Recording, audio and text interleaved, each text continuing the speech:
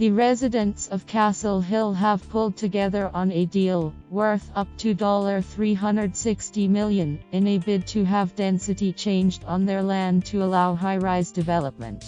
The properties are located in the Showground Priority Precinct but are all zoned for townhouse dwellings, under plans proposed by the ENS government. The 9-hectare site, which is being sold by Lyhooker Balcam Hills, includes the western end of Fishburn Cress and parts of Cadman Cress, Chapman Ave and Dawes Ave, combining them in one master plan community to be called Orange Blossom Heights. The economics of townhouses just will not work, said local resident John Allen, who is one of the group coordinators. When you work out all the costs of buying a new home and what we are being offered by developers, due to the lower zoning, there is just not adequate incentive to get everyone to move. In fact, we would lose money. The real value is if we can do it together. We have an opportunity to create almost a greenfield site.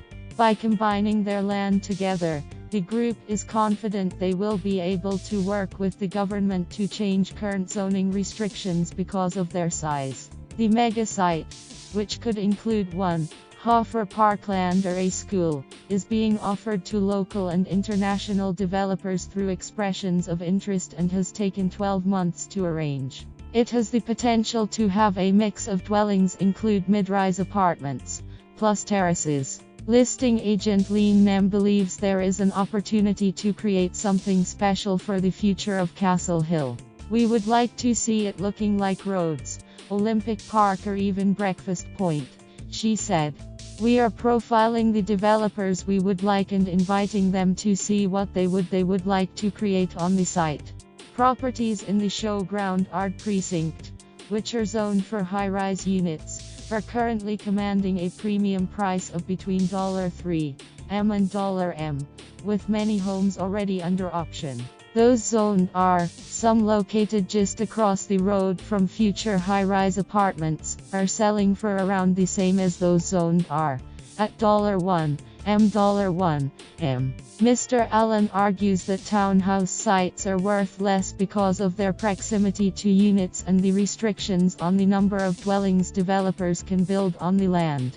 Almost 90 homeowners have signed a Memorandum of Understanding, MOU, and privacy agreement as part of the group allowing the site to be sold.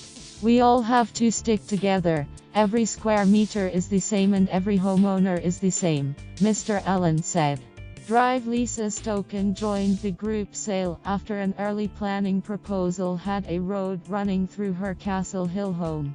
She felt there was little option for her family until approached by her neighbors. They, the government, did us almost a favor by zoning us R because it has forced us to come up with this, Drive Stoken said. We bought here because it was close to shopping and child-friendly. We know that within 5 years it will be construction site with dirt and dust, but my kids are asthmatic and I don't want them living in that.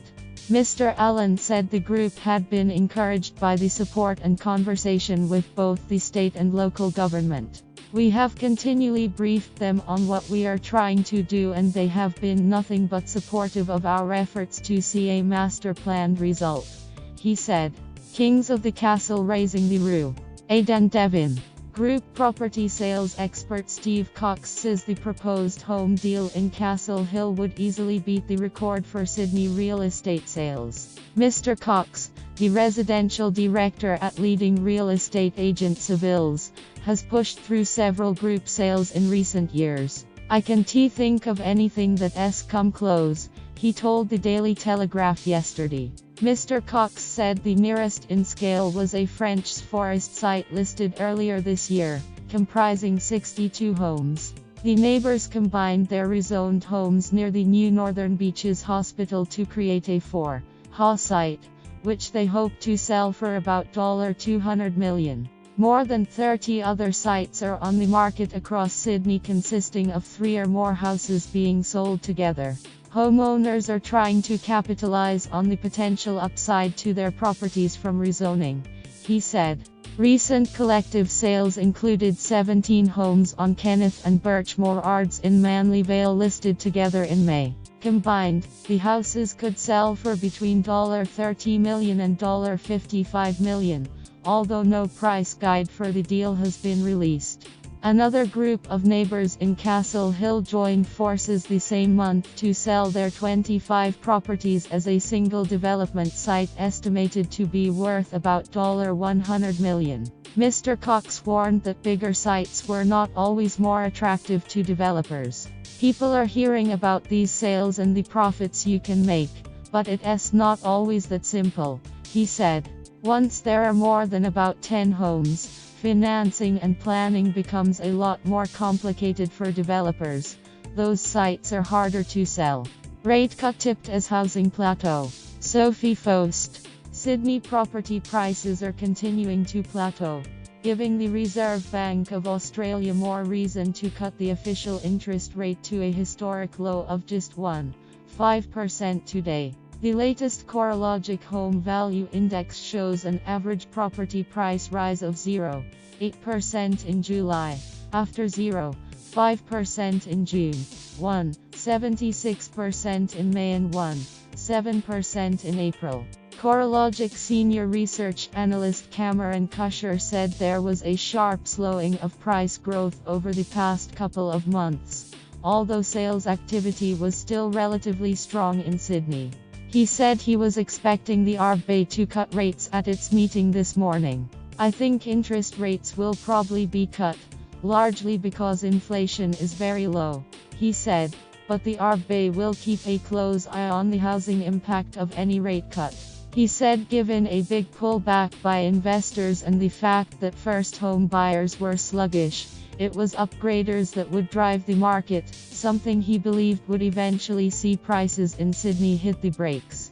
That's the thing that will eventually slow Sydney. It's not financially viable to upgrade every 3 or 4 years, Mr. Cusher said. They will probably reach a point where not many upgraders will be active. It will happen within this decade, but as to when, it's anyone's guess. CoreLogic head of research Tim Lawless said the recent moderation in the rate of capital gains should be seen as a positive sign that dwelling values may be returning to more sustainable levels. However, the growth trend rate is still tracking considerably faster than income growth, resulting in a deterioration of housing affordability. He sighed. Group sale. -25 homes on 2 sites. 19 on one site and 6 on another. Showground Ard, Carrington Ave and Sexton Ave, Castle Hill. -16 homes on Middleton Ave and Hughes Ave, Castle Hill. -13 homes on Fishburn Ave, Castle Hill. -10 homes on Old Northern Ard and Winchcombe Pays, Castle Hill. 8 homes at 121 Cecil Ave, Castle Hill. 7 homes on Partridge Ave and Ashford Ave, Castle Hill. 7 homes at 22-34 Ashford Ave, Castle Hill. Originally published as $M Megalot. 90 homes to sell.